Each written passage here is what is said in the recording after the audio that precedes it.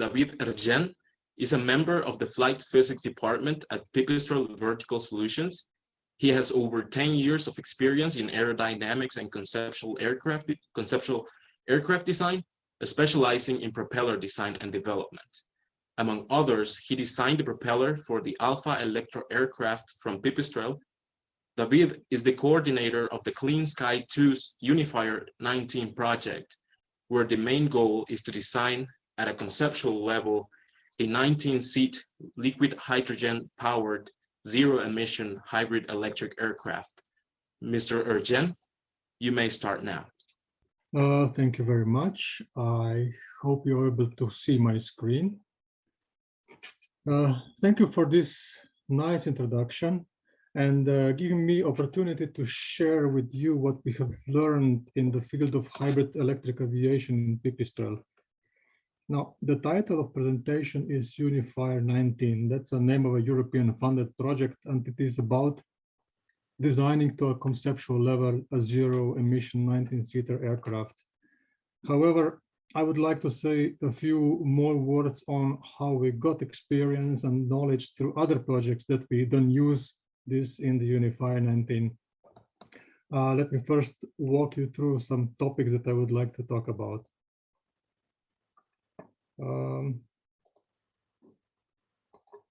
Okay, so first I will make an introduction. I will describe the motivation why we are pursuing the electric path.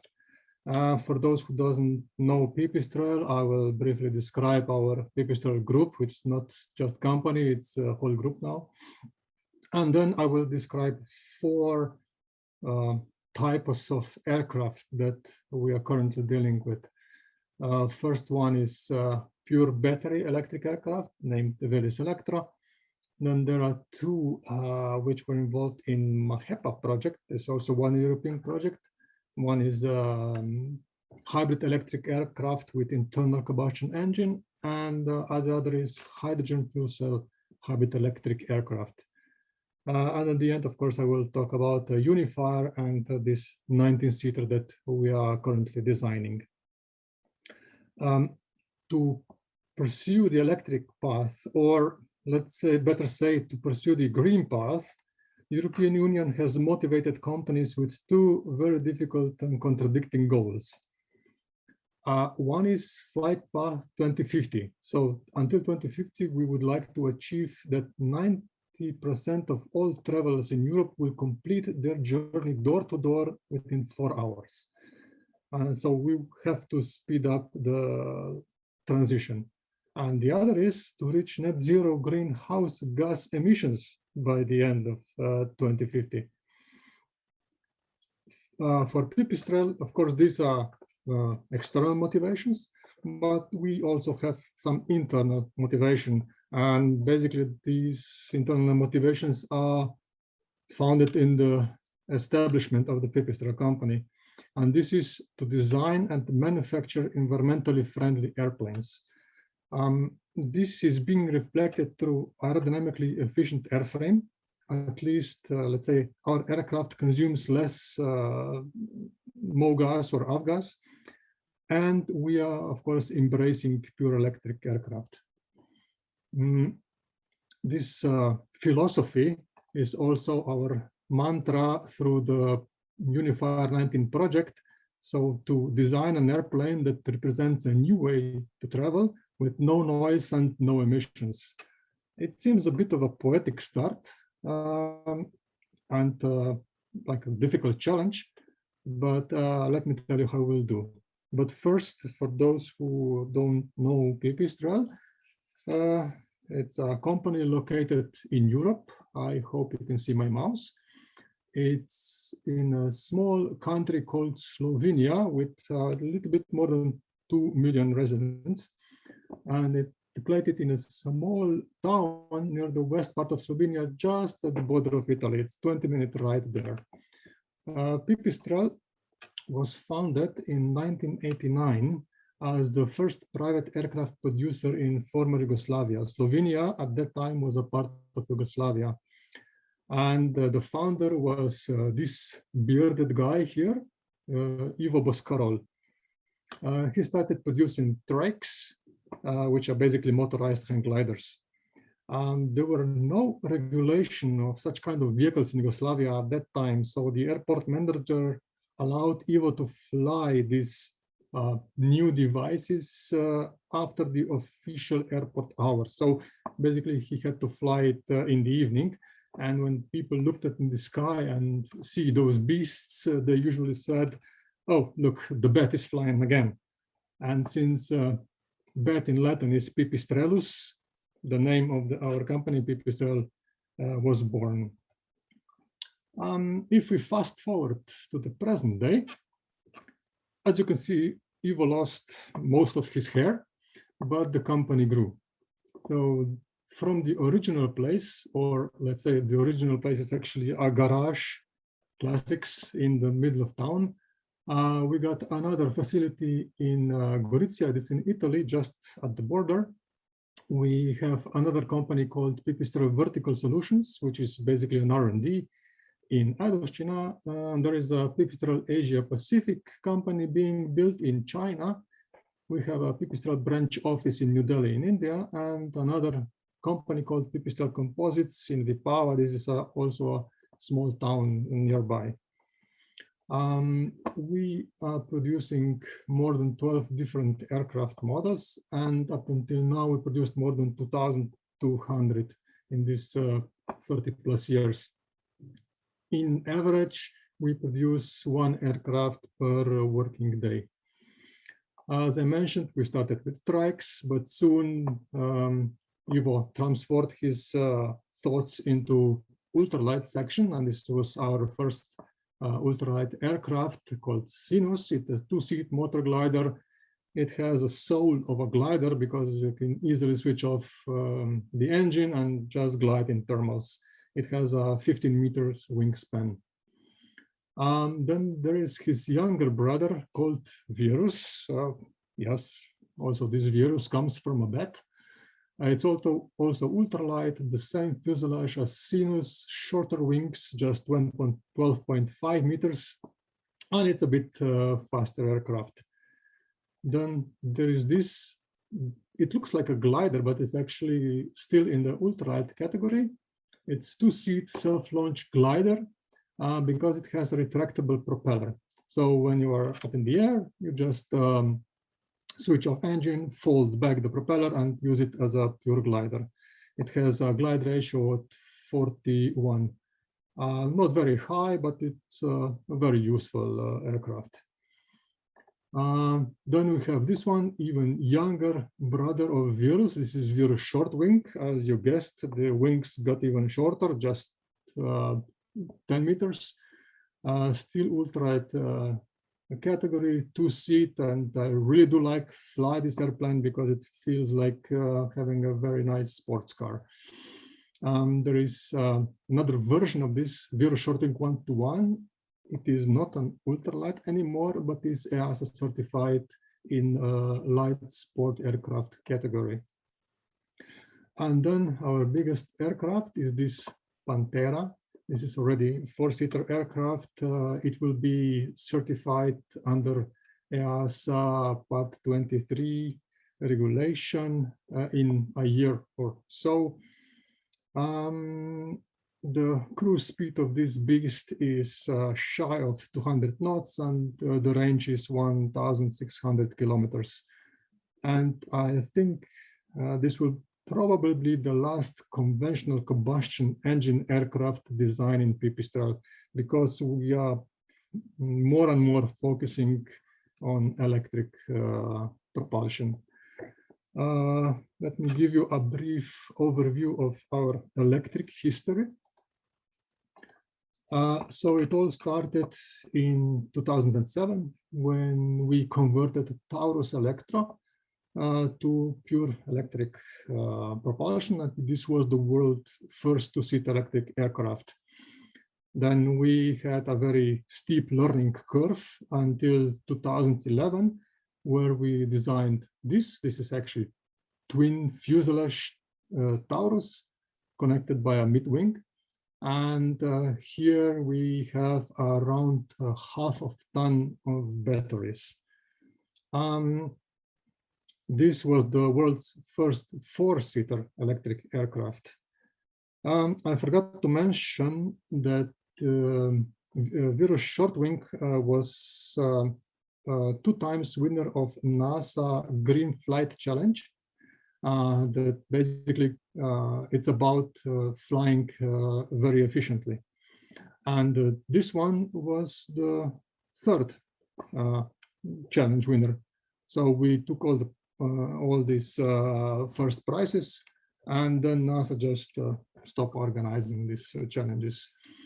1 year later, we launched 2nd generation of Taurus Electro G2, and 2 years later, we designed a new propulsion system, which resembles the propulsion system of the Taurus Electro, and mounted on Virus look-like aircraft, and we named it Alpha Electro. In 2016, we participated in 2 European projects. One was converting this Taurus G4 to hydrogen fuel cell power 4-seater, and it was again first 4-seat aircraft powered by hydrogen fuel cells. And we also made a Ironbird from Pantera fuselage, and we installed a 200 kilowatt serial hybrid electric powertrain. This was our, let's say, first contact with hybrid electric propulsion. In 2020, we managed to get a type certificate for Alpha Electro, which is now called Velis Electro, and this is the first EASA type certified electric aircraft, and still the only one. So this is the only EASA type certified electric aircraft in the world. Last year, we also start exploring the cargo drone area, and we are in a full development stage of this Nuva V300. 300 means 300 kilograms of cargo, and this cargo drone is capable of electric takeoff and landing, vertical takeoff and landing. Just a month ago, a project finished successfully called Mahepa, where we demonstrated in flight 2 hybrid electric propulsion, one similar to this powertrain from Ironbird, Pantera Ironbird, and next generation of hydrogen fuel cell powertrain. Okay, so let's first take a look at the simplest electric powertrain that uses batteries only. Of course, I will be talking about Pipistrel Velis Electro. As I mentioned, it is first EASA type certified electric aircraft. Not just aircraft, we also separately certify the propulsion system, so electric motor, propeller, software, and hardware. The cruise speed is around 100 knots indicated, and autonomy for 50 minutes plus reserve. It's clean, doesn't have any emissions, and it's really, really quiet. Now, as you can see, there is not a lot of range here. It's less than 100 nautical miles because, yeah, battery is obviously the bottleneck here. However, for the purpose this aircraft was built, it served it perfectly because it is a trainer aircraft. So it's flying in the vicinity of airfield, some short trips, and that's it. But it has a very low operational cost. You just need to charge the batteries, and it has low maintenance. There is just one spinning element here, and it is extremely quiet. There is this standard noise measuring technique with overflying the airfield. I'm not sure at which altitude, but this measurement did not distinguish the aircraft noise from the background noise. So you cannot actually hear it when it is flying 200, 300 meters above your head. And of course, as I said, it has a zero emission to the environment. The propulsion architecture, it's relatively simple. It has two batteries, one in the back, one in the front. It has a power controller here. It has an electric motor, which is direct drive to propeller. Very simple, basically like a radio-controlled toy airplane.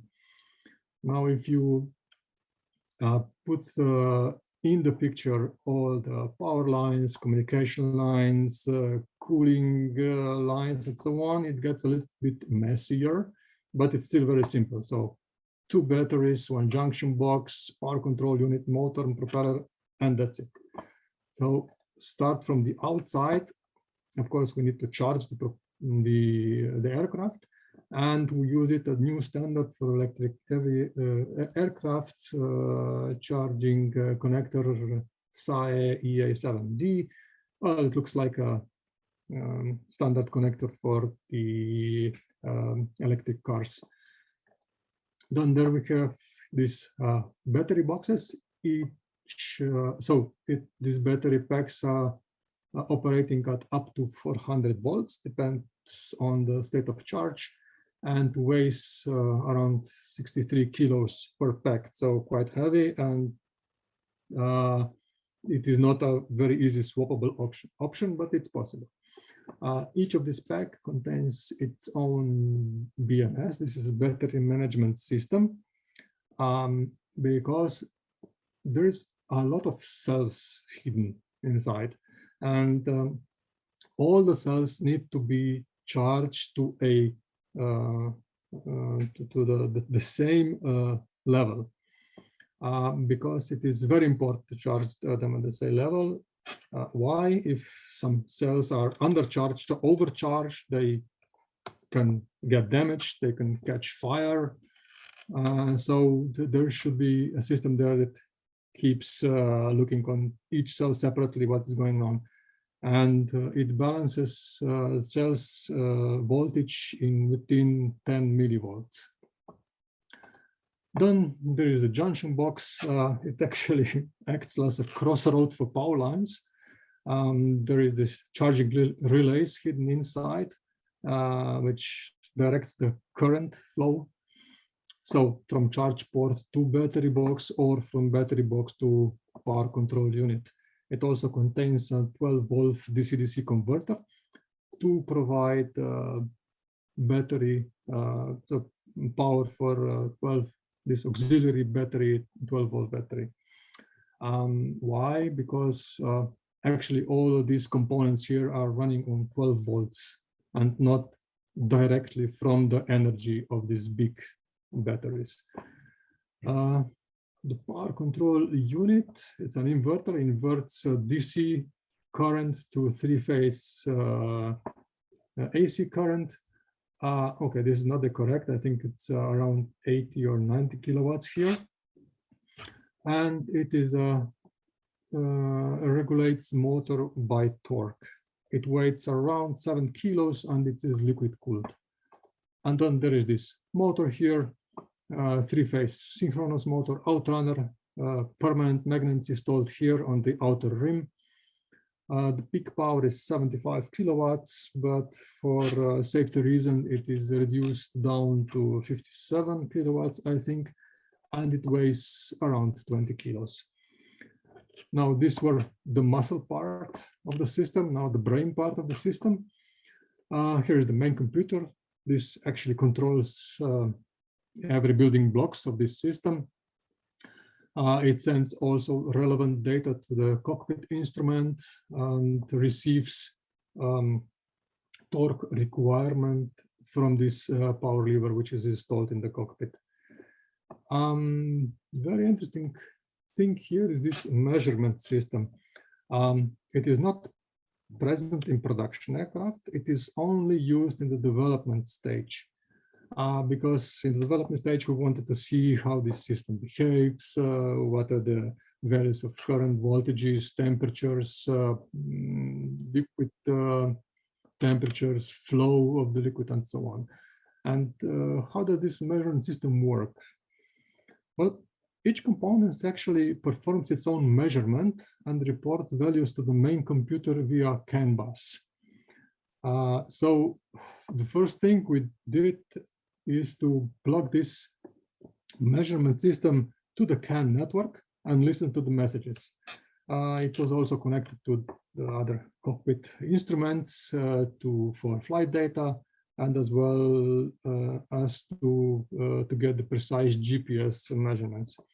Of course, we installed additional sensors like temperature, voltage, and current sensors to be sure that we are measuring the correct values and to have redundancy. Why I am mentioning this feature? In the development stage, we use this when we wanted to explore the possibility of energy recuperation during the descent. This is something you can do in electric aircraft, the same you can do in electric car.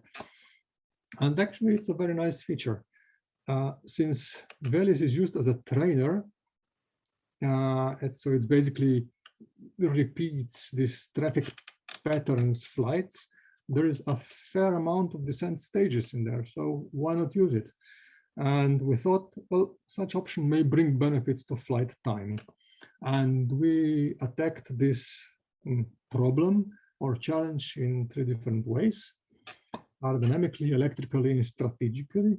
So from the aerodynamic point of view, yeah, we had to design a propeller that would actually able to extract some power from the passing air. From the electrical point of view, we had to adapt the power lines and monitoring system. And from the strategic part of view, we explored if we had to fly in a different way than than usual. So from the aerodynamic point of view, there are 2 design points for optimization for this propeller. This is the climb, where the propeller is acting as a propeller, and the descent when it's acting as a wind turbine. Blade element momentum theory was adapted to take into account both design points simultaneously, and we used, let's say, a set of airfoils that were derived from the XFOIL program. So the design of the propeller design is shown here on the right-hand side. It's a bit goofy looking with these white cords. Why is that? Well, in the descent stage, you are flying at relatively low speeds. And of course, you have to reduce RPM because too high RPM will create thrust. So low RPM, low speeds, that means that you need a high torque because power is torque multiplied by RPM to get some useful power from the air. So large, high torque means large chords or higher CLs.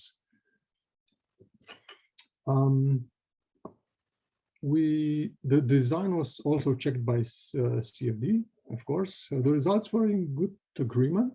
We felt confident. So yeah, we built this propeller and went flying. From the electrical point of view, yeah, we had to adapt the power lines for the bidirectional energy flow. So one time the energy was flowing from battery to motor, and the other time from motor to battery. We also need to regulate torque.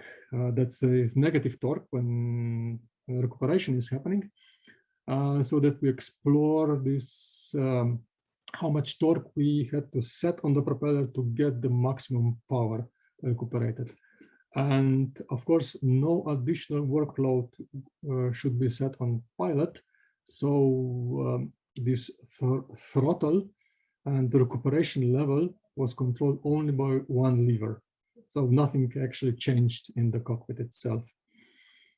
From the strategic point of view, we looked at the different ascent and descent rates, and we explore some interval of speeds, values of flying speeds around the predicted optimum point. So if the optimum point was 76 knots, we explored plus minus 10 knots.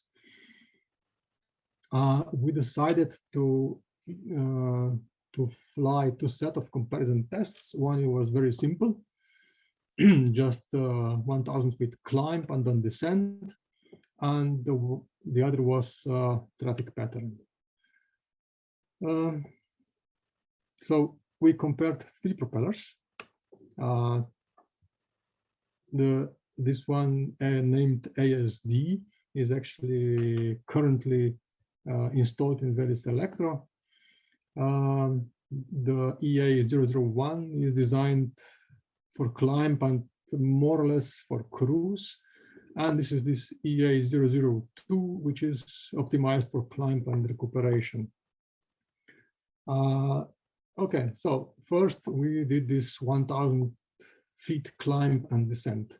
We climb at certain speed and certain power, and we monitored the energy consumption. At the descent, we tried different descent rates and different system settings. That means different torque levels. And we monitored energy recuperation. Here is the table of results. So for the climb, as you can see, for all these three propellers, we used around 1 kilowatt hour of energy. And then for the descent, we realized that with the ASD propeller, we had to dive much faster than for the EA002, for the recuperation propeller one. And as you can see, we could recuperate it with this EA002 much more energy than with, let's say, classical propeller. If you take a look at the net energy consumption, this is, let's say, the baseline ASD. So 1.04 kilowatt. We managed to reduce it to 0.84 kilowatts, so roughly 19%. Here is a very interesting graph that shows the recuperation energy of this EA002 propeller in descent with respect to the flight speed. So as you can see, this blue curve represents recuperated energy, and around 70 knots, we recuperate the most energy. At the same time, here is shown the descent rate. And as you can see, at 70 knots, there is a 1,000 feet per minute descent rate. Well, that is not a very comfortable descent rate for flight students.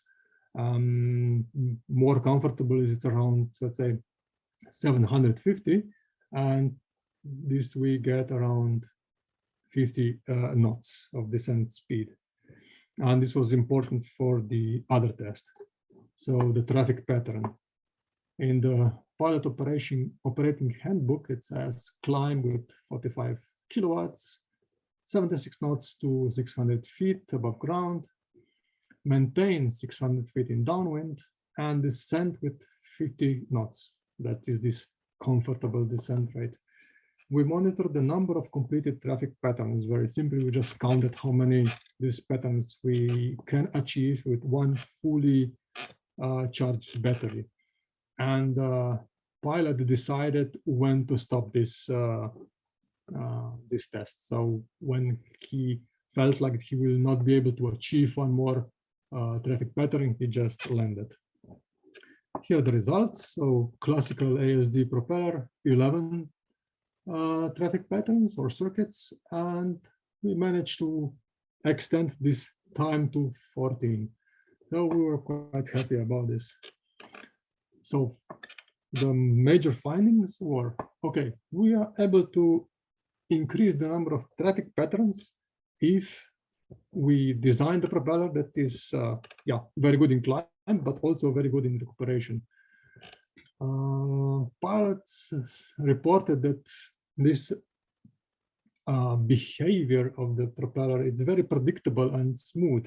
It doesn't shake, it doesn't make sudden moves when transitioning from propeller mode to recuperation mode. And he said that it was also very easy to control the descent rate just by adjusting the level of recuperation. So basically, throttle lever at that time was functioning as an air brake. He also said that he got a very nice acoustic feedback when transitioning from power consumption to power generation. That was also very nice. Okay, these two graphs just represent the comparison between the design levels, values, sorry, and the CFD analysis and flight test measurements for thrust coefficient and power coefficient versus advanced ratio. They match very nicely. So yeah, we were quite happy about these tests. Okay, so this propulsion system was the simplest one. So let's complicate a little bit now and go to hybrid electric. These two aircraft that I will talk about were a part of the MAHEPA project, which stands for Modular Approach to Hybrid Electric Propulsion Architecture.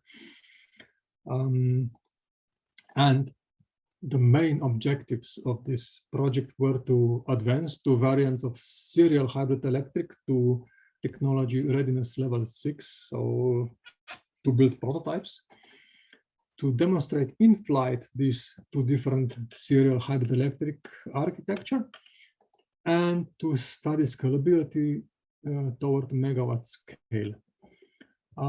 As I said, we have had two test beds. One is Pantera, and one is this G4, Tauro G4, or now it is named Hy4, like hydrogen. Let's take a look at the Pantera powertrain architecture. It is a serial hybrid electric architecture. That means that the thrust generation system, this blue box here, basically a propeller, is driven only by one mechanical power source, this drive unit. But it has two energy sources that are then at the end combined with this power management, control and distribution unit.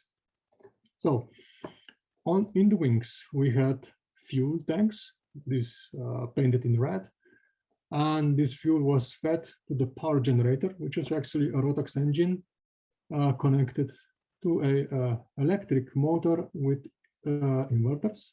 Then we also had batteries installed in the wings, and both energies traveled through this PMCD module to inverter and electric motor in the end, and then to the propeller.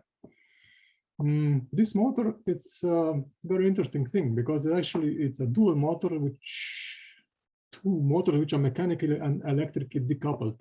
So if by chance any of this motor fails, the other one can still operate and drive propeller.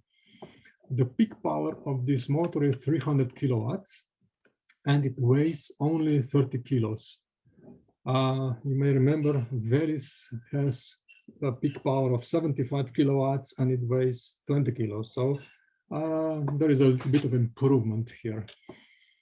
This motor is controlled by power controller, basically two power controllers. Each has 180 kilowatt power, quite high efficiency, and it weighs only 7 kilograms.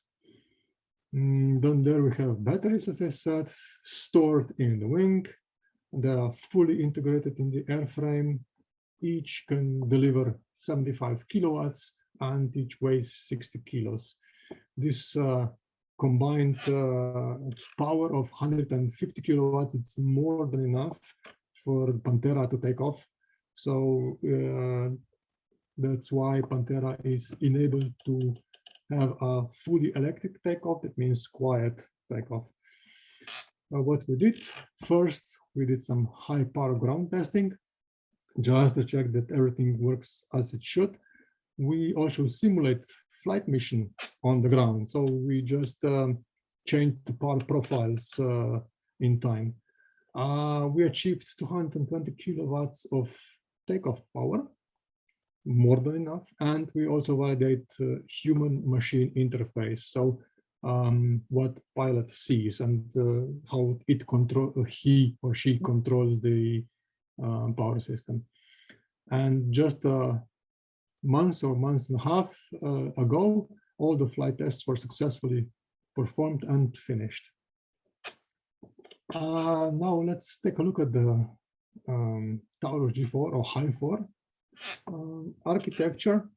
It's actually similar to Pantera, but here we have two hydrogen tanks, each in its own fuselage, and fuel lines are going into the middle, and there are fuel cells stacked. So it's indicated here. And then we have also batteries in the fuselage, and everything then is connected to PMCD module, then to inverter, electric motor, and then thrust generator, which is propeller, which is connected here to this motor. Here is one 12 kilowatt fuel cell module. There are lots of wires here because it is mounted on a test bench. But if you packed it in a compact mode, it looks like this one. And if you stacked 4 of them together, you get a 48 kilowatt of power. And this is called a fuel cell line. And 48 kilowatt, it's more than enough for this High 4 aircraft to take off and fly. We had some structural challenges to integrate this fuel cell system on this mid-wing. And we had to perform a lot of ground tests of the whole system to see if it functions as it's supposed to function. We had to design a very new cooling system because these fuel cells, or any fuel cells, basically are operating at around 55% efficiency. So basically, if you have a 50 kilowatt power available, you have to also dissipate 50 kilowatt of heat. So that's why this huge air intake here. And down below, it's a very huge radiator, also indicated here. We did these flight tests already last year, so in November 2020.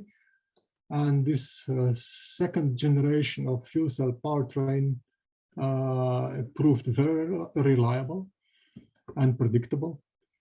And of course, the second generation was even more powerful, so also the flight performance increased. And we basically validated also all the human-machine interface functions in flight as well. Now, MAHEPA is not only about flying these machines. It's also about learning. So with all this data from the ground tests and the flight tests, we can build some parametric models of powertrain components very accurately and very realistically. And then we install them in different conceptual design tools like this Hyperion or Initiator. We can scale up these powertrain components. We can put it in a different order and also play around with advanced power management just to see if we can reduce somehow the energy consumption during the mission.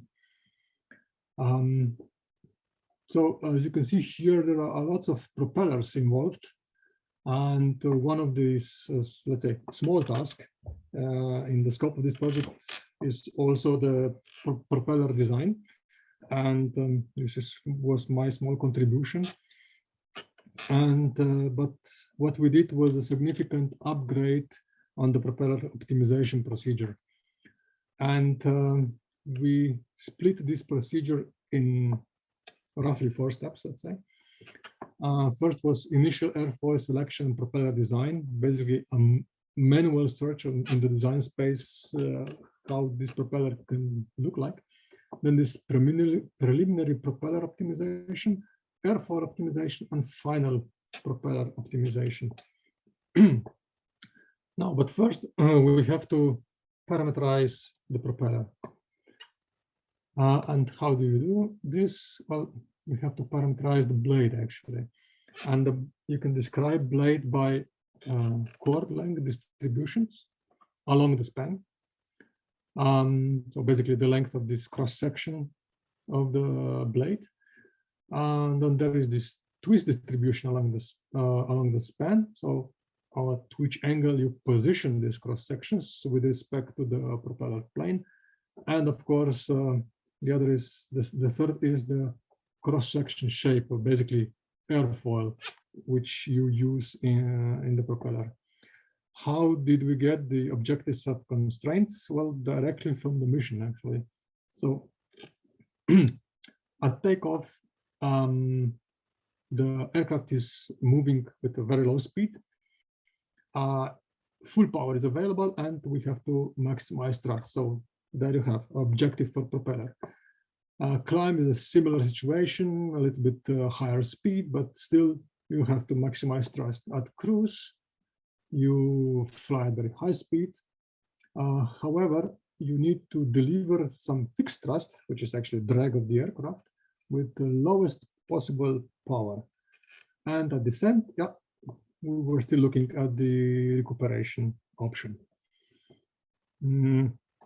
So the first step, using Xrouter. I'm sure some of you know this program. It's a very useful program, but you can only design the propeller in one design point, and this is usually climb. And then you just manually check what's going on at takeoff, at cruise, and recuperation, and see how you can change this propeller. Then there is the preliminary propeller multi-objective optimization, because you have a lot of objectives here at takeoff, climb, cruise, and descent. And yeah, these schematics of this optimization procedure is shown here. These are inputs. This is the analysis node called EasyDriver, and these are outputs. So in the inputs, you have this parameterized propeller with chord distribution and phase distribution, and some constants like propeller RPM at the different stages of flight, required or given torque, required or given thrust, and so on. In this EasyDriver, all the magic happens. And first, the geometry generated from these parameters. Then EasyDriver sends this geometry to a remote server, and it parallelizes the running or the analysis to speed up the process. In that remote server, a very nice software called Charm is used. It's a comprehensive hierarchical aeromechanics rotorcraft model, very useful for propeller analysis. And then at the end, it combines the results, extract relative information that we need, and this information is then one point in the Pareto front. So at the end, we choose a design from the Pareto front, and we extract these aerodynamic distributions from the designs, these aerodynamic distributions along the span. So like coefficients of lift at each stages of flight, Mach numbers of these cross sections, and Reynolds number of these cross sections. And this information then becomes an input for airfoil optimization. Now, to perform airfoil optimization, first we have to parameterize the airfoil. And for this, we describe the airfoil with two CST, that means class shape transformation functions. It's like something like Bezier or other type of polynomial. And we use one this CST function for the upper side, and one for the bottom side of the airfoil. CST functions are product of class function, so like a shape of the airfoil, and you multiply this shape with some weighted basis function, and use different weights, and at the end you get airfoil. So 18 different weights were used, 9 for upper and 9 for lower side. And here's the schematics of the airfoil optimization. It seems difficult, but it's basically the same as for propeller. So it's done in 3 steps. First, airfoil is constructed from these CST functions into 2D point cloud. It is happening here. And the geometrical properties of the airfoils are evaluated. So basically, there is a sanity check performed of the airfoil, if it looks good or not. And if it doesn't meet some criteria, then it is rejected. And if criteria is met, then it goes to the airfoil optimization, or it is better said airfoil analysis. And this airfoil analysis is performed with Xfoil. Since Xfoil is a free program, we can parallelize this stage to a couple of 100 parallel analysis to speed up time.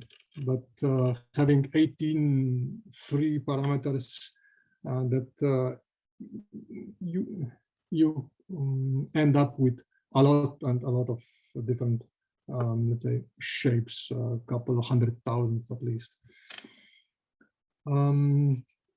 The whole process or optimization algorithm that was used was some kind of a hybrid between a genetic algorithm for broader search and then gradient algorithm for local search. Okay, here are some results just to give you a feeling. So mission required, so here are the mission requirements. To take off, we had to maximize thrust, as I said, with the given power. At climb, here should be maximize also. We had to maximize thrust at given power. At cruise, we have to minimize this power at given thrust. At and descent, we had to minimize power, which is basically negative power, at the given thrust. So going from first step to the fourth step, we managed to increase the thrust at takeoff for 1,500 newtons. And that's quite a nice increase of thrust, I must say. Here is an example of airfoil optimization. It's a blade tip airfoil. The yellow one was original airfoil from the step 1. And green and pink are 2 candidates that were used in the 4 steps, so the final propeller optimization. This graph shows basically efficiency of the airfoils, so L over D, with respect to the lift coefficient. And in this area here, the coefficients are as we have them in the climb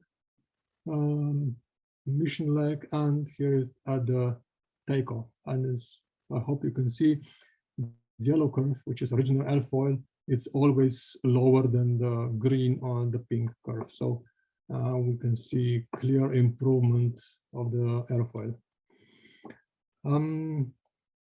As I said, the main goals in the MAHEBA project were to increase the technology readiness level to 6, to perform flight tests with 2 testbed aircraft, and to prove scalability towards megawatt range.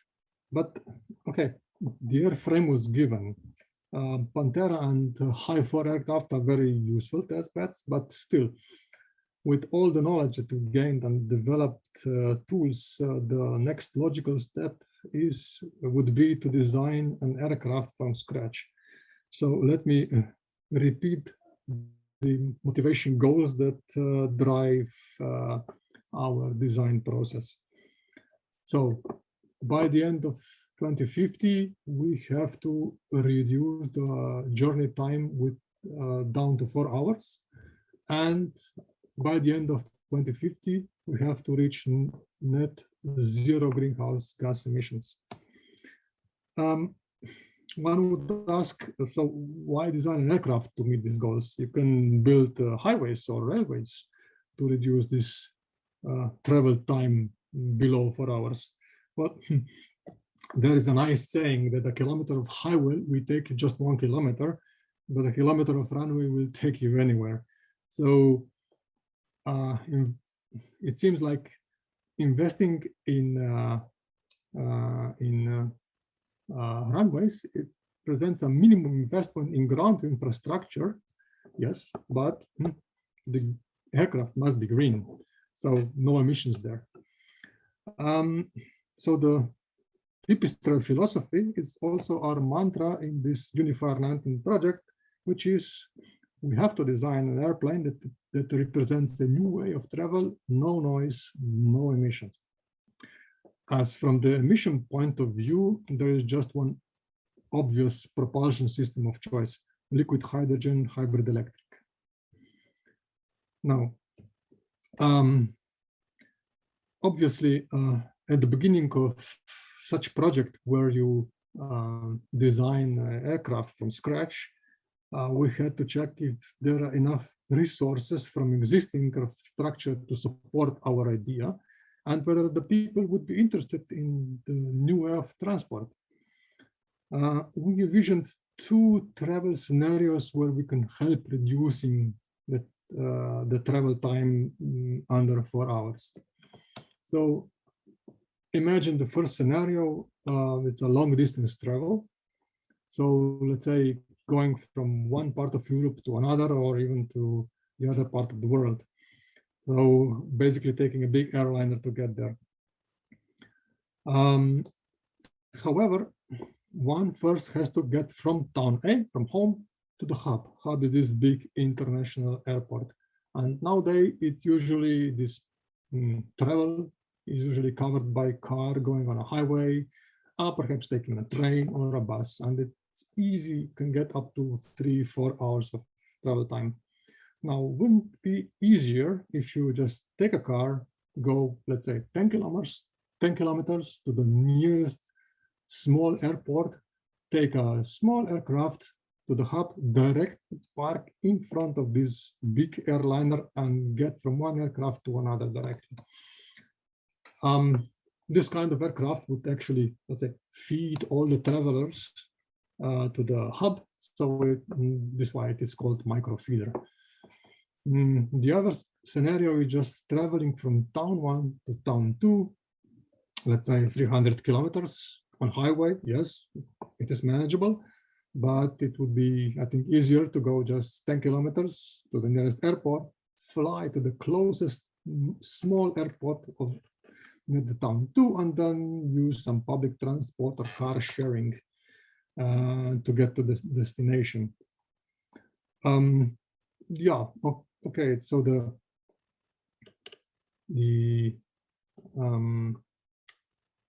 travelers would choose one way of transport or the other way of transport.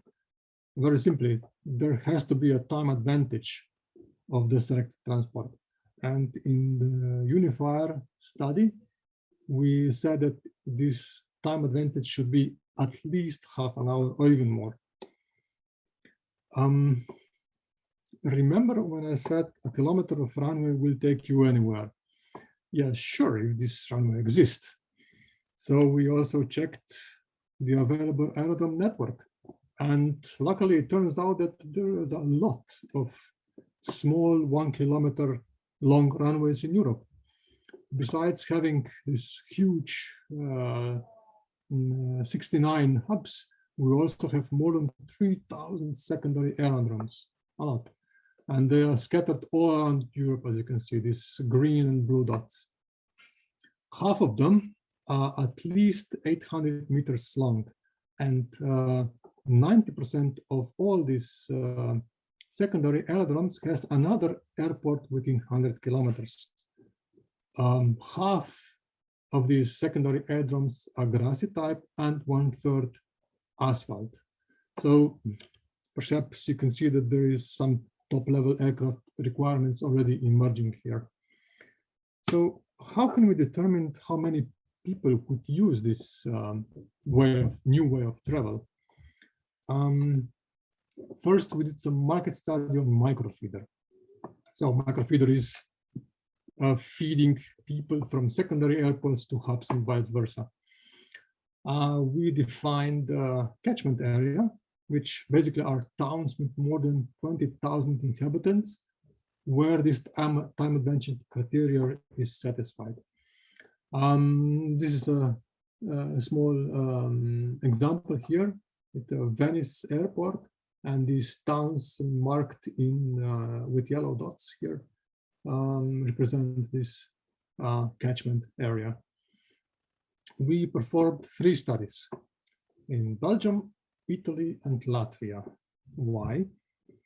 Because these 3 countries represent 3 different ground transport density regions.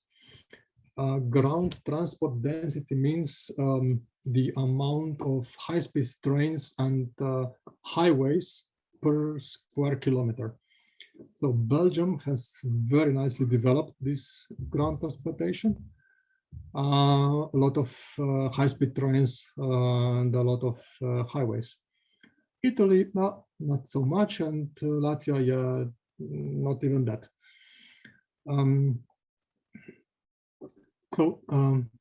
Here are 3 graphs for each country, and on the x-axis is a range, or it better said the distance of microfeeder travel, and on the y-axis there are a number of potential travelers. 3 lines here at each graph represent 3 different cruise speeds. Blue is 150 knots, red is 200 knots, and yellow is 250 knots. Now, as you can see in all graphs, if you extend the travel range or travel distance, you get more travelers, of course. Also in the Belgium, you can see that if you fly faster, you get more travelers. Yes, because you have to compete with this high-speed train network, so you have to fly faster. This speed is not so much significant in Italy, and definitely not significant in Latvia case. So it doesn't matter how fast you fly with this microfeeder type of aircraft, you will always get the same number of customers. Then there was a market study for miniliner. We just focused on Italian region because it's this mid-ground transportation density level. Also here, the catchment area was the same. On this picture, you can see towns indicated with yellow dots and active aerodromes indicated with blue dots. Here is the same graph. So range versus number of potential commuters and 3 different cruise speeds. So as you can see, if you increase the range, yeah, you will get more customers. And if you increase the speed, of course, you will also get more customers. But interestingly, there is a saturation here at the range of 350 kilometers roughly. This is also a very interesting graph because it shows how many potential customers you get if you design an aircraft that is capable of taking off at 600 meters runway, 800 meters runway in brown, and 1000 meter runway in black. So, of course, if the aircraft is capable of taking off at 600 meters runway, it's also capable of taking off at 1000 meter runway. So, the shorter the takeoff distance, the more potential customers you will get. But also here, there is some sort of saturation at 350 kilometers. Okay, from all of that, and of course, this was just a small part of the market study, we derived top-level requirements for the aircraft. So takeoff runway length, 800 meters, because yes, 50% of all secondary runways are 800 meters or longer. Runway type grass, also 50% of all runways are grassy. Then in climb, there was initial gradient of 7 degrees. This is a very steep climb up to 1,000 feet, but you have to keep in mind that these airports will probably be near the populated area, and we have to get up in the air as soon as possible just to avoid any noise pollution. After that, a steady rate of climb of 850 feet per minute. For the cruise block range, we decided to go from 300 to 350 kilometers. Block range means climb, cruise, and descent distance. And we named this one hop because it's a relatively short distance and the aircraft actually performs hops, not flights. Maximum altitude of cruise, 8,000 feet, because actually it doesn't make sense to go higher, because soon when you reach the cruise altitude, you will have to descend already. And the speed from 150 to 200 knots, because yeah, it doesn't matter how much you fly, you will get the same amount of customers. Rate of descent, 350 feet per minute for passenger comfort. And there is a diversion of 100 kilometers, because as you remember, 90% of all secondary aerodromes have another secondary aerodrome within 100 kilometers. And at the final destination, we have to loiter for 45 minutes. I think this is the IFR requirement. Otherwise, we will obey Part 23 requirements. And since we are flying under 8,000 feet, we can have an unpressurized cabin. We said that the minimum number of hops is 4. Why? Because, well, this is a liquid hydrogen aircraft, and we don't want to put refueling infrastructure in all of these small airports. So you can perform 3 hops and then return to the, let's say, home airport where you have this refueling infrastructure available. Here is once again this mission. So initial climb, cruise, descent, and this is this diversion. This is hop number 2, hop number 5, and hop number 6. So we realized during the conceptual design that we can actually perform not 4 hops, but 6 hops and still maintain maximum takeoff mass below the maximum value as in CS23 regulation. And if you sum up these block ranges, you get more than 2,000 kilometers. Fully loaded existing 19-seaters have range below 1,000 kilometers. So we have some very good numbers here. Okay, we had to agree also on technology assumptions because this aircraft will be built around 2030. And we said, okay, we will choose technology assumptions in 2025, which is predicted for year 2025. But also these numbers are not any dramatic improvement from the current state. There were environmental objectives that we want to meet. So 100% reduction of CO2 and NOx emission. Yes, so fuel cell hybrid system with liquid hydrogen tank was, let's say, almost the only option here. And we do not consider water vapors now as a harmful emission. We wanted to reduce the noise for 10 decibels with respect to the reference aircraft. Now, we got a problem with the reference aircraft because there is not a lot of aircrafts flying Unifier mission. What we did, we designed our own reference aircraft. We decided to have a twin turboprop. We took state-of-the-art propulsion data, dynamics, and structural characteristics that we can lay our hands on and design one aircraft, but it had to stay with the CS23 regulation requirements, especially maximum takeoff mass. Then we thought about every aircraft architectural element that we can thought of. So propulsion layout, where we can put propeller on the nose, on the wing, having distributed propulsion, wingtip, tailcom propellers, and so on. Then airframe layout, so how many surfaces we will have, 3, 2, 1. Again, for wing layout, we can go conventional wing. We can use high aspect ratio wing with truss brace. This is this Boeing sugar freeze here. We can have closed wing, like a box wing, or blended wing body, like a flying wing. And we also considered if we use fixed incidence wing, so fixed structure, or if we can move the whole wing. So like some airliners move the whole horizontal tail.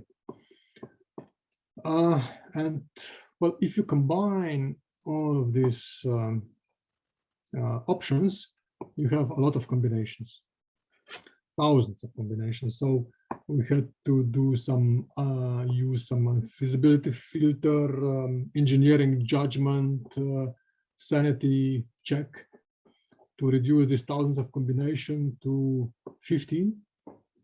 And this is this table of 15 combinations.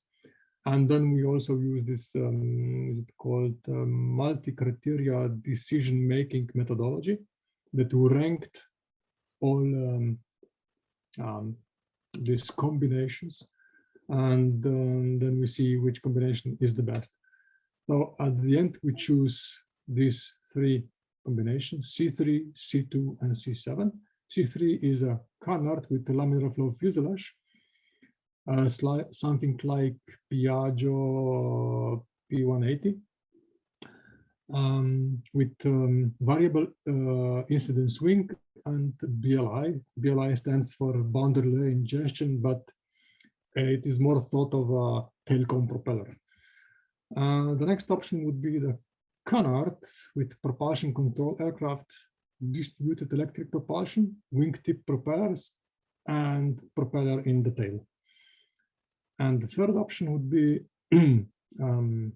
aft tail, classical tail, truss brace wing, but then we discarded this option, distributed electric propulsion, wingtip propeller, and propeller in the tail as well. Okay, then we developed these conceptual design loops, not 1, but 2, because we want to have a competition here. So one design loops was developed by Politecnico di Milano. This is one partner in the project. And one design loop was developed by Pipistrel. I will not go into detail, but every aircraft that was designed using these loops was then cross-checked with the other loop.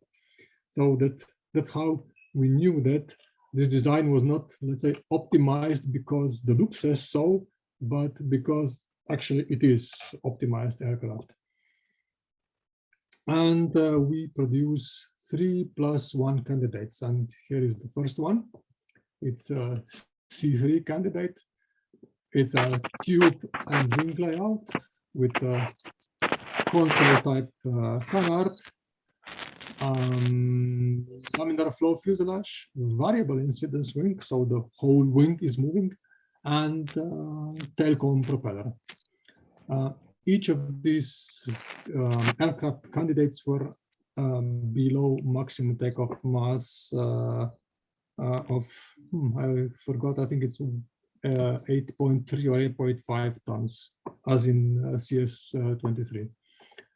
Next candidate is C2, canard, distributed electric propulsion wingtip propellers and propeller in the back. And there is also a nice feature here that is pitch controlled by thrust sources with vertical displacement. So canards, this canard is very low and this propeller is very high, and you can somehow with a smart control, you can control the pitch. The third candidate, C7A, because we discarded the thrust brace wing and we go with the traditional wing, has distributed electric propulsion, wingtip propellers, V-tail, and tail cone propeller, basically. And these were candidates from Politecnico di Milano, and Pipistrel candidate was this one. And as a counterweight for all those propellers in the first three candidates, we put a ducted fan in the tail cone. And we also used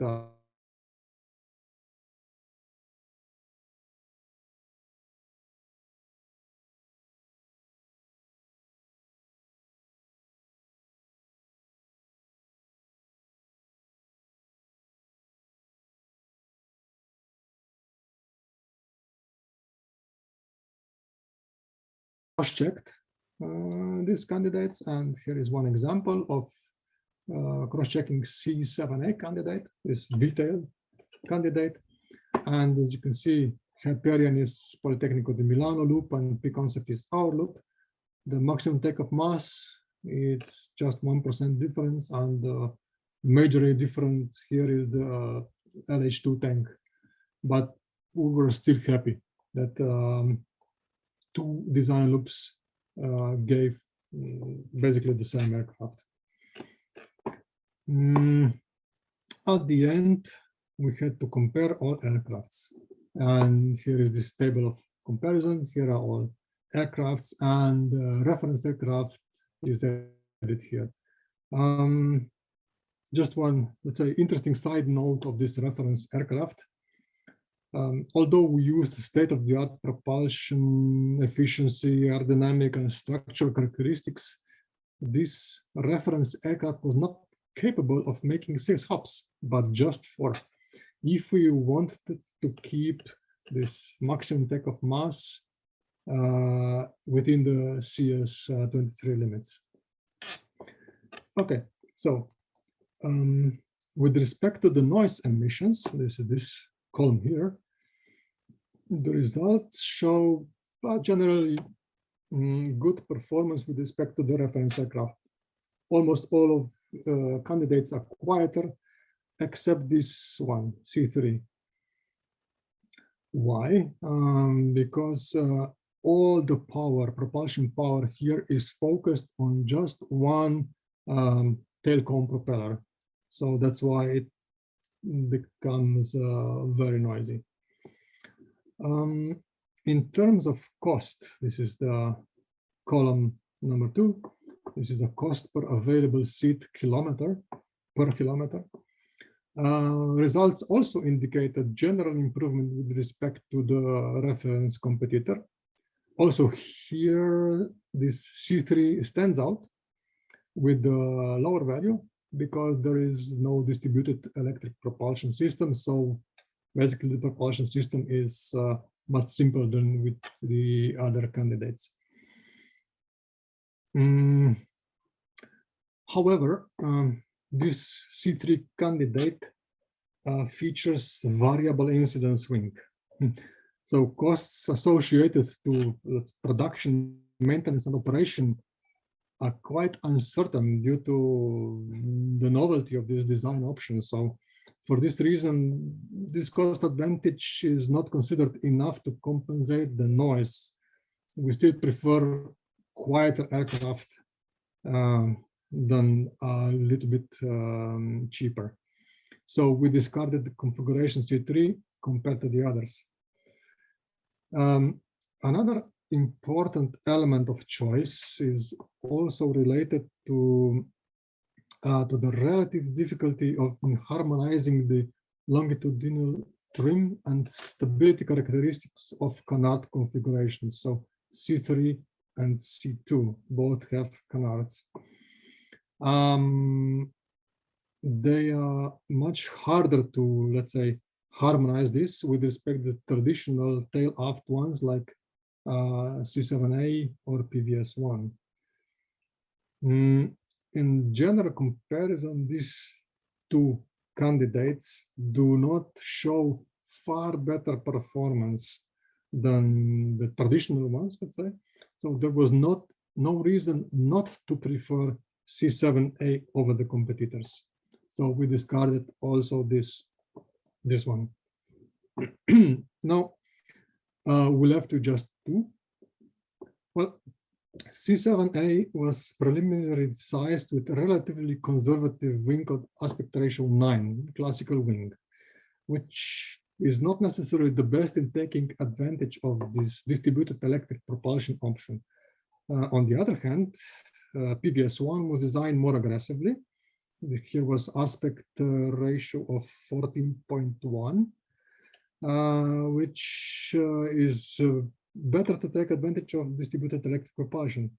However, for PVS1, we noticed there is very high CG sensitivity on duct mass to make a comfortable decision that this one is the winner.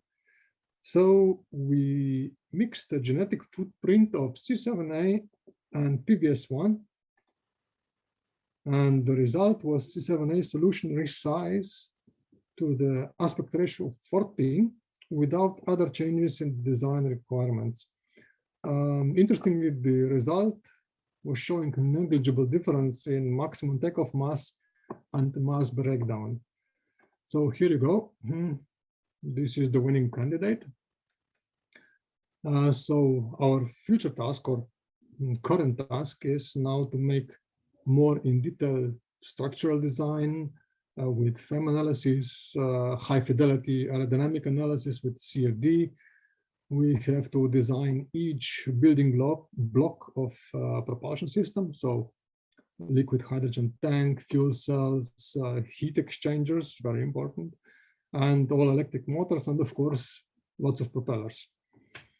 We will also define control laws for optimum energy consumption, let's say controlling how the energy flows to distributed electric propulsion or the tail cone propeller, and set some strategies here. We'll also design a human-machine interface in such a way that to minimize workload pilot, and we will even build a simulator based on a Simulink and X-plane, so that everybody will be able to download it for free and get the experience firsthand of how it is to fly this liquid hydrogen 19-seater. But you will hear more about this probably next year. So for now, I would just like to say thank you for your attention.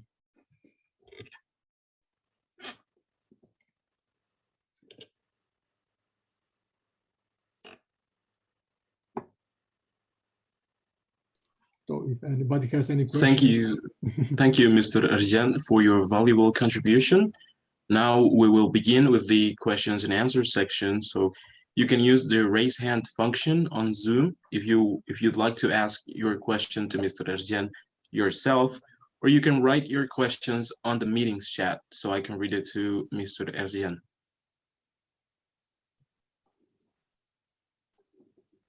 So let's wait for some of the questions to pop up. Yeah, we have a first question here. Let me read it to you. The first question says, what kind of software does Pipistrel use to analyze the performance on the design aircraft? Okay, so we have many softwares. Depends on which stage of the development we are. Basically, it is so. This design tool that we, conceptual design tool that we have, there is many, let's say, building blocks involved. And one of these building blocks is a P concept. which is more or less used for sizing the aircraft. And this building block accepts all kind of aerodynamic and structural information that we can, let's say, lay our hands on. So for the first step, you can just say this aircraft will have L/D of 15. But when you continue to iterate on this conceptual loop, we introduce more and more complex analysis, so more and more software. One of this software, very useful now, is a combination of OpenVSP, which is used to build up parametric aircraft with combination of flight stream. This is a quite nice panel method for aerodynamics. Of course,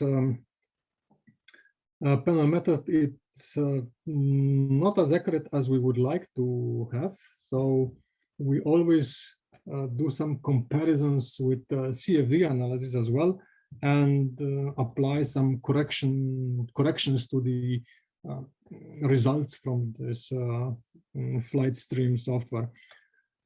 Also, here, let's say these aircrafts are operating at more than 1 megawatt of power, and the fuel cells, as you remember, they will operate at 55 to 60% efficiency. So we'll have a lot of thermal power to dissipate. And we developed our own tools that that can estimate the drag involved in the dissipating the this heat. And also we use CFD to analyze how this airflow for heating will behave. Yeah, so basically, at the beginning, it's a rule of thumb. And then we have this panel method.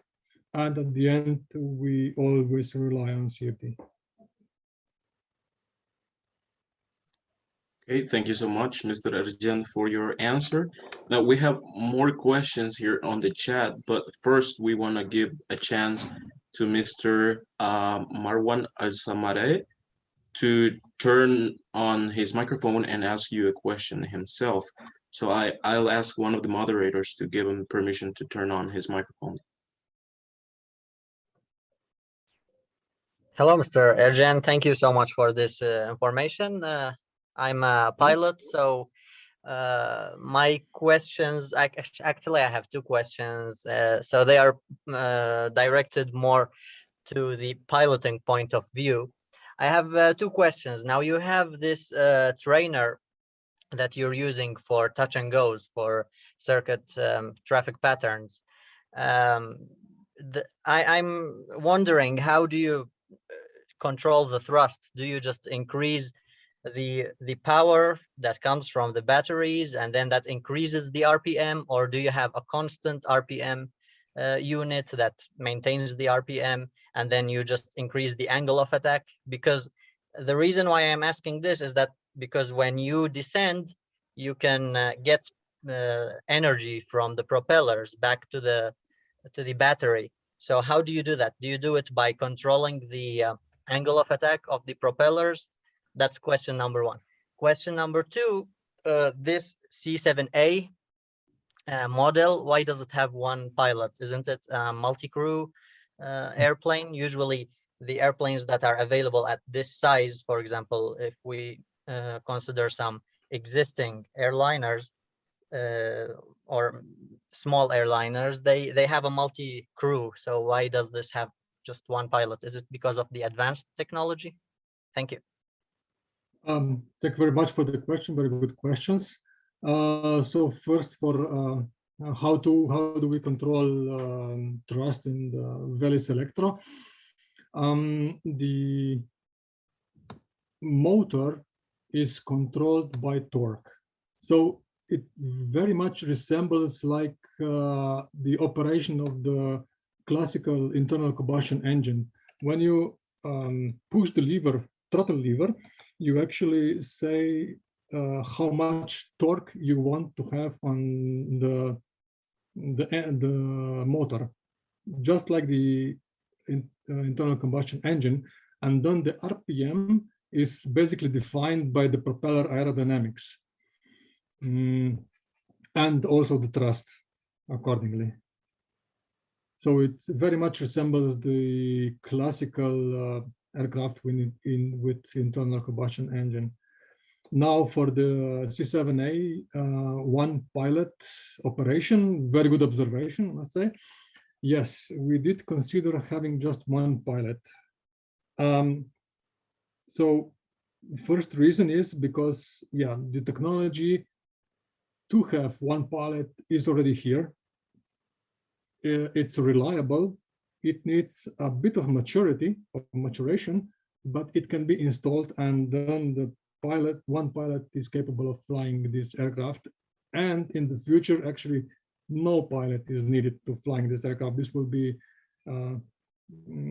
pilot on the ground, let's say, or totally autonomous aircraft.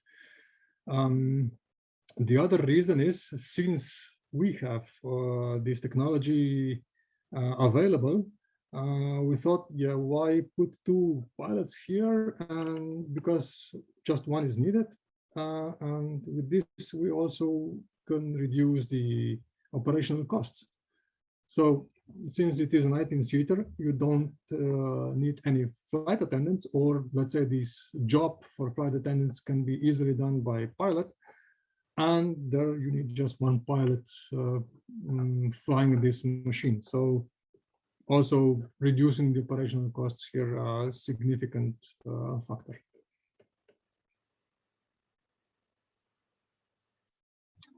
Okay, thank you so much, Mr. Eržen, for your answers. And now we will continue with the chat questions. We have two here from the same person. The first one is, what materials are being used to create your Pipistrel propellers? And the second question is, are there any projects to implement the hybrid system to other types of aircraft like helicopters? Okay, so for if we are producing prototype propellers, we mostly use carbon fibers, perhaps some polyurethane foam as the core, and yeah, that's more or less it. If we are using some serial production propellers, we make our own design, but then we export this, let's say, offload this work to other companies that are specialized in propellers, and the material can be wood covered with some fiberglass or carbon material. So this hybrid system implementing in helicopters, no, we are not a helicopter manufacturer. The closest thing that we get to helicopter is this Nuva V300, but the system there for let's say vertical takeoff, it's totally separated from the system of horizontal flight. So no, for the moment we do not install this hybrid system to other aircraft. Okay, next question is, can you repeat the function of measurement system? The measurement system was used only in development stage. So when we were still developing this electrical system, so that we knew what was actually going on, what were the voltage levels, what kind of currents are flowing, the temperature of the cooling liquid, and so on. Yeah, this is more or less why. In the serial production aircraft, there is no measurement system installed.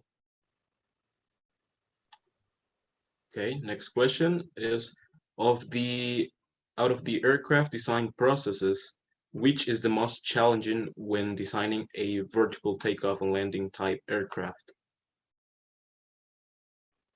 So I'm guessing which part of the design is the most challenging. Yeah. Well, all aircrafts in the aircraft history have one thing in common, and this is too much mass. So reducing the mass is actually the most challenging thing. Otherwise, having a let's say verified tools that we can trust 100%, it's also quite a good challenge, and we keep validating our tools all the time with all measurements that we can lay our hands on. Okay, next question. When do you think that the cargo drones will be in service? Not sure, because I'm not a project manager of this one, but I would say a couple of years for sure. I cannot put my hands in fire in this. Okay, and to close the question section, I have two questions myself. The first one is that on the market study, you mentioned that all of the aircraft of the prototypes had a price per kilometer of about 30 cents of an euro. So how does that compete with the price of public transportation in Europe? Because maybe here in Latin America, public transportation is not that efficient, but at least from what I know, never having been in Europe, public transportation in Europe is quite decent and cheap. So how does that compete with the price of regular public transportation, besides the time saving? And the second question is that you mentioned that the service ceiling of the aircraft was about 8,000 feet, but how does that adapt to the terrain, especially like in Slovenia or in Switzerland, northern Italy, where there is the Alps and other mountains that are way higher than 8,000 feet? Thank you very much. Very good questions. So the price per kilometer per sheet. Yeah, this 30 cents. Okay, this was a cost model that we developed. This cost model is based on some statistical regressions, some know-how in the Pipistrel, and so on. So these prices that we were shown should not be taken as an absolute values at first, because a lot of these prices were operational prices, pilot prices, landing fees, and majority of these prices can be actually politically regulated and can be reduced. So these prices shown were just for comparison. So to have some common ground on what we can expect, which aircraft would be cheaper and which would be more expensive. Yes, for the competing with the ground transport, yeah, depends in which country you are flying. So Belgium has an excellent ground transportation system with these high-speed trains and highways. So this unifier concept is not suitable for each country in Europe. Let's say it's far better to use it in Italy or in Latvia, or where there are not so many highways or high-speed trains. As for the 8,000 feet ceiling, yes, you are right. A lot of terrain, it's higher than 8,000 feet. So for each country, this airframe should be adapted, or let's say for each train, this airframe should be adapted. But we are also considering there an option of upgrading this airframe that it is partially pressurized and then it can fly up to, no, I forgot, I think it's 15,000 feet, and I'm not so sure. It's still a lightweight airframe, but partially pressurized. So very good observation there. For this Unifier, we simply stick to the unpressurized version, but yeah, there will be upgrades on this airframe. Okay, thank you so much, Mr. Eržen. So with this answer, we close the questions and answers section. And the next step in the ceremony is we would like to grant you a diploma. And I would kindly ask you if you may stop presenting. Yes. Okay. So I will read the diploma, and it states, the Faculty of Aeronautics and Asociación Salesiana de Estudiantes en Aeronáutica grant this diploma to David Eržen for sharing his valuable knowledge as a lecturer on the webinar Unifier19 Conceptual Design of a Zero-Emission Short-Haul Commuter Aircraft, given in the city of Soyapango on November 29th, 2021, as a part of the AeroWeek 2021, Trazando Nuevas Rutas.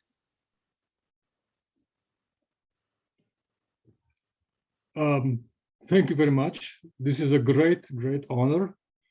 I'm very flattered and honored to receive this diploma. I must say also again, thank you very much for this opportunity for me to share with you what we have learned in the field is hybrid aviation. And it's also very nice to see so many enthusiasts present here in aviation. Well, these are future designers, future pilots, future maintenance experts, and so on. And I encourage them to pursue this path and embrace the electric aviation as well, because, as you know, the future is electrifying. Thank you very much again.